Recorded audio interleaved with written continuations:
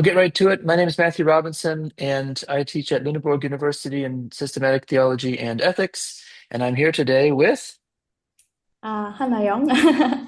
Hello, my name is Jeong Hannah, and I studied in Bonn University in systematic theology now. and we had the privilege to be able to work on the chapter on Christian faith and practice in the Metaverse for the Oxford Handbook, which has just come out and celebrated that event last night, kind of releasing the book, the launch party. So this is what we're going to share with you this morning or this afternoon, sorry.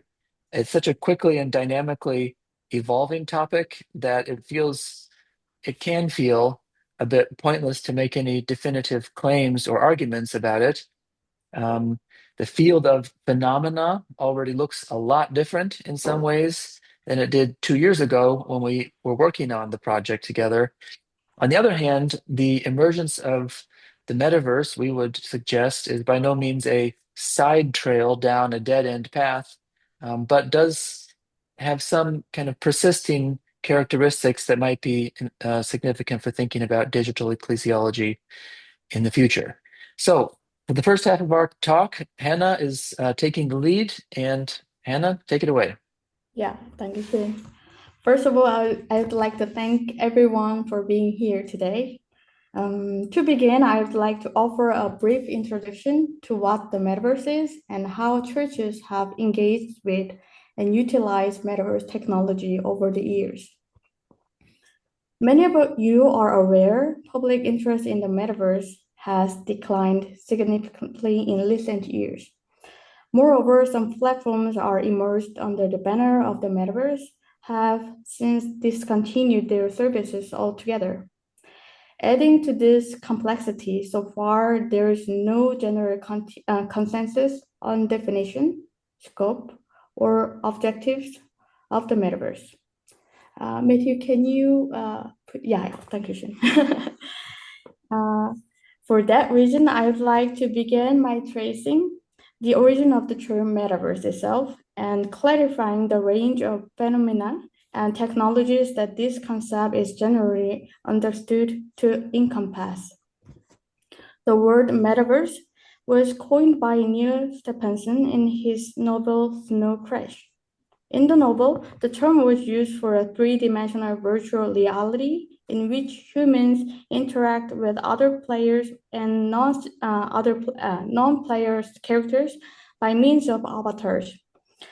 This word is a compound of meta and universum. Meta signifies beyond, after, or with, while universum refers to the universe, world, entirety, or wholeness in unification. In a strict sense, the metaverse evoked the image of a virtual world designed to engage all five human senses. Most of you probably picture an image like this.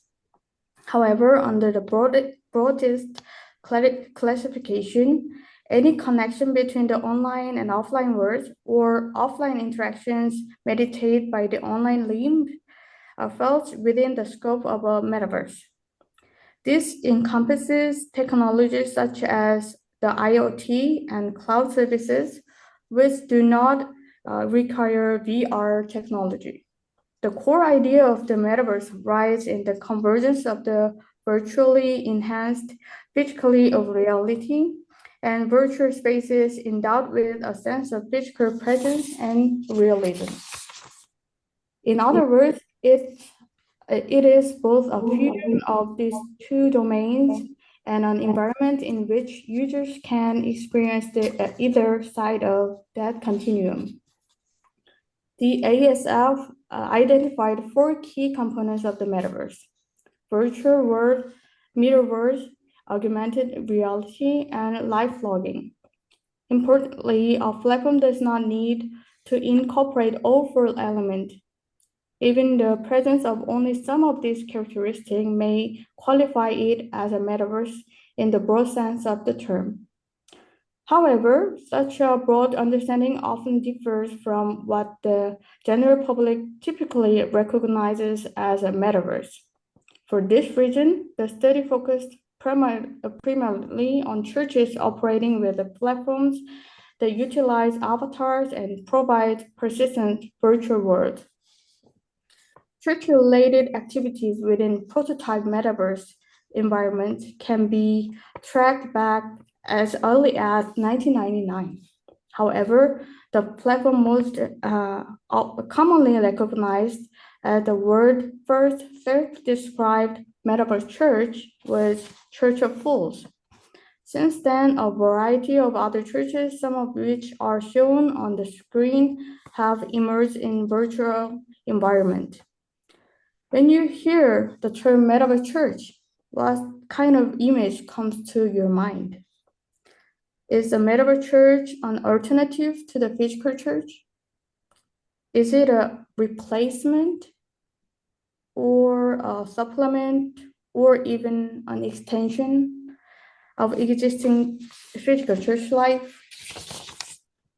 If we examine the origins of churches that began gathering in metaverse spaces, we can identify a range of different motivations and intentions behind their emergence.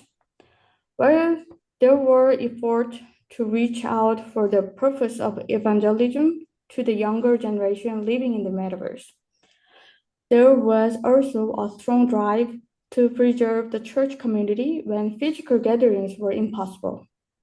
Furthermore, the metaverse has been utilized as a way of focus on the identity of the faith community amidst reality where trust in and interest in the church are declining for various reasons. There are practical examples of how worship and Christian gatherings in the metaverse have enabled individuals to overcome psychological challenges, such as panic disorder or social phobia, and focus fully on worship. Allowed people in society where Christianity is strictly prohibited to experience a Christian community without risking their lives, and facilitated activities like summer Bible camp or small group gathering when physical gatherings were banned or limited due to many reasons. Within this virtual environment, churches have celebrated communion and administered baptism, delivered sermon and conducted worship services, or even recreated biblical sceneries, allowing participants to explore and experience them firsthand. At a time when various metaverse platforms repeatedly emerge and disappear, it is difficult to find a fixed metaverse church ecosystem. However, a defining characteristic of ministry in metaverse spaces is the high level of personal interaction and active participation enabled through attendee avatars. Another key feature is seamless movement, not only across different platforms and virtual spaces, but also between virtual experiences and everyday life in the physical world. So far, I have briefly introduced the basic concept of the metaverse and highlighted some of the ways churches have utilized metaverse environment to date. At this point, I would like to hand things over to Matthew. Thank you, Hannah. Excuse me. Yeah, so I would like to pick up on a point that Hannah already mentioned, and then just make a couple of comments about how Christian churches' relationships to the notion of metaverse might be evolving in the future in subsequent iterations. Hannah mentioned, I really liked this formulation. She said, the core idea of the metaverse lies in the convergence of a virtually enhanced physical reality and virtual spaces endowed with a sense of physical presence and realism. And I want to emphasize that word convergence and also this seamless movement between the offline and the online. That's, of course, a key insight that Heidi Campbell and others have made going back a number of years now. Um, but that the point is that the idea of the metaverse is not going necessarily somewhere else, but is right in the broadest sense in the spaces where we are combining all of our different digital and online participations in our one kind of continuous identity or sense of self. In our chapter, we focused on we presented four different types of the metaverse, and then we focused on what we called types two and types three. Type two was a kind of full immersion VR experience, but not like a game where it was very rules driven and objectives driven, but more exploratory and social in nature. Whereas type three was even broader than that still, but did still involve certain kinds of, a need for certain technological devices and so on beyond your cell phone or your computer, but did extend out to like augmented reality and extended reality. So it was a more capacious definition. I say all of that because if we were to rewrite the chapter now, just 2 years later or so, I probably would focus a lot more on type four, which was the broadest definition. And that's what Hannah was just describing. As Hannah said, this is a way of understanding metaverse not as a particular place or a particular technology, but more as an approach, a way of going about as a digital user, a creator in person. An approach, really, a way of living interconnectedly and integratedly online and offline. You don't go anywhere else necessarily, but at the same time, you are always somewhere else. Even right now, to pick a very simplistic example of me sitting in this room that I'm sitting in, and also being with you all online. You are always somewhere else. And here's the additional point that I think we would want to explore more carefully: the fact that you are in many different places all at once, wherever you are and whenever you are. That there's a kind of sense in which the metaverse idea is drawing our attention as human beings. And here I have to give thanks and credit to Hannah for this, because we had an absolutely fascinating conversation on Sunday. But about the ways that this kind of notion of metaverse um, makes explicit an aspect of human experience which is always there, but most of the time implicit, namely this being in relationship, in communication with different people and different places and different times in a kind of permanent present. And that sounds very mystical and it sounds very strange when we think about maybe, I don't know, St. Augustine's closing books of the Confessions, where he's reflecting on very uh, psychedelic understanding of time. But when we come to the metaverse, we see it in a much more concrete, if you will, way. So when we go out in the world about our lives, we are recording data about ourselves all the time throughout the day in our phones and our watches and our rings or what have you. And we're moving around in physical spaces and virtual spaces at the same time, even as we're moving about in the real world, so to speak. We are talking to people physically in front of us and at a great distance, but who are at the same time only a text field away, and on various social media and messaging platforms all at the same time. Maybe I'll write one message and have them post it, have that one message posted in several places all at once. And so there's this kind of, I'm going to kind of drop a word here, interoperability, which is, as Hannah was indicating, fairly significant in the ways people were talking about the metaverse a couple of years ago. But I think on a more philosophical level, it remains significant in the way that users and also Christian churches curate their digital presence or just their identity, digital or otherwise. So the metaverse mode, if you want to call it that, is not so much in and via VR platforms and technologies exclusively, um, but rather is the curation of a multiplicity of online spaces and tools and communication modalities into maximal interoperability. Ecclesiologically, and this is, interoperability both in the technical and also the kind of tech world mystical sense, which was, you know, since I didn't come at this from an original expert perspective, that was one of the most interesting things to kind of learn about this for me. But I'll leave that for now. Ecclesiologically, I wonder if the future of the metaverse, um, when we're thinking about this ecclesiologically considered, will continue some trends that are already observable in the curation of a multiplicity of online spaces and tools and communication modalities. So the type 2 versions of metaverse are changing very rapidly. What is available, as Hannah said, what's not available anymore, what's hot, what's now, you know, old. So also does the church landscape and the church kind of metaverse expression change pretty quickly. Just to give one example, when we began working on this, a platform called AltSpace was very popular still among kind of VR or metaverse styled churches. And people were saying in podcasts things like, yeah, this is, the place to go. If you want to do a metaverse church, go to AltSpace and so on. And then Microsoft just shut that down.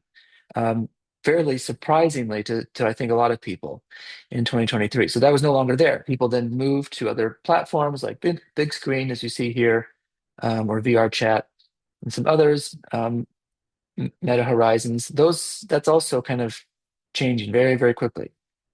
A couple of the metaverse pastors whom we quote in the chapter were very enthusiastic about their projects in 2024 and would describe sort of the future of the church and so on as being in the metaverse. And I mean, at least one of those pastors is now pastoring an IRL church, and I couldn't find some of the VR churches that folks were involved with, although I could find others. So again, it's dynamic.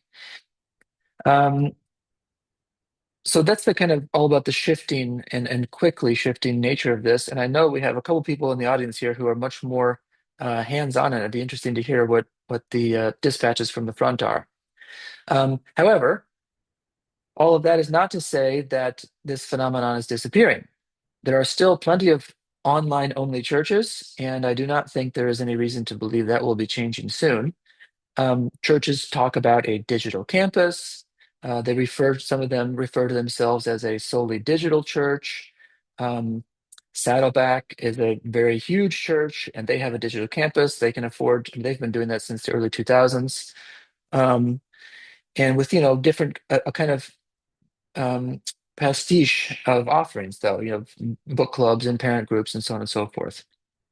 Um, Another church that's still kind of in the newer mode, so to speak, of this, what we were looking at in the chapter, just as an example, Lux Church. They are digital only. Not interesting to me so much because of their theology. It's kind of generic, non-denominational, fairly conservative evangelical, I would say, but more because of the metaverse approach that they take. So they have no IRL location. Their separate pastors and staff live in different places: Pennsylvania, Wisconsin, Kansas, Florida, Virginia. But they're very, very active. And they're on multiple platforms always: Twitch, YouTube, and especially Discord. Discord seems to be um, still kind of the glue for achieving, for now. It's sort of like the chewing gum and paper clips that hold together the interoperability at this stage when the vision of interoperability is still way, way, way, way off in the future. Discord is the place that kind of the identities stay the same and they can draw people to all of their different activities in an MMO game or on a kind of big screen church service or whatever. And one thing that has not changed since we um, wrote the chapter is also a persisting interest in digital mission and seeing the metaverse and metaverse modalities as modalities of mission, not necessarily spaces of mission, although certainly some would describe that, but modalities of mission, of reaching people. And again, metaverse kind of approaches continue to be very attractive to churches and groups with a, I would say, low church ecclesiology. That's, of course, not a uh, criticism of them, but rather a description of the polity, not kind of with bishops and synods and so on and so forth, but anyone can start a church. Finally, flipping things around. Um, Sorry, I should have gotten to that slide earlier. But I think one question that I would like to explore further in the future, and so I would love to hear input on this from you all as well, is about the user side, because that kind of seems to be where it gets interesting to me right now. I don't have a lot to say about this yet, but I wanted to mark it as a point of future interest, like I said. Heidi Campbell and now others have talked about the ways in which digital religion fuses online and offline and also encourages a kind of bricolage or a kind of collage identity on the individual user side. And I think that when we're thinking about the metaverse, kind of goes on steroids, and perhaps a bit too close to home. But thinking about the ways that my own son uses the various things that he does online, it's doing 6 different games and conversations and activities all at once and different Discord servers and so on and so forth. And there's just this kind of layering, no, again, this simultaneity of communities.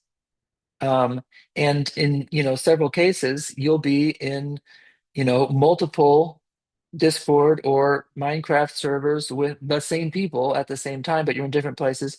So it's this kind of simultaneity, lots of mixing and matching.